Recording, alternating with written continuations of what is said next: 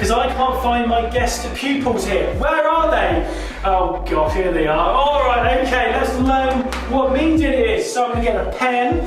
Now, basically what median is, you'll get a statement. So a lot of different numbers, and you basically got to put them in order, okay? And then, so if I went, let's say 10, 3, 11, 9, and 2. Okay, right now at median, what you've got to do is you've got to put them in order first. So what's the first one? Two. Really good. And then what comes next? 3. Really good. And then what about 9. Oh, you're getting good at this. All right, next one. There we go.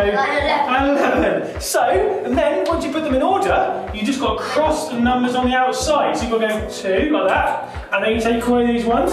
So the middle number is 9. really good. So what is the median of this? 9. Even better. Well done. Okay, so now I'm going to do one more, and you just got to work it out on your own. Okay, are you ready? So if I'm on this. Okay, so what number comes on first? Do you want to do yourself? 1, yeah. Yeah? Alright, okay, work together, boys. 1. Okay, let me do some. Yeah, 4, and then 7, and then it'll be 9, and then 9, and then it'll be 11. 11. Oh, And then what are you going to do next, boys? cross And then- off 1.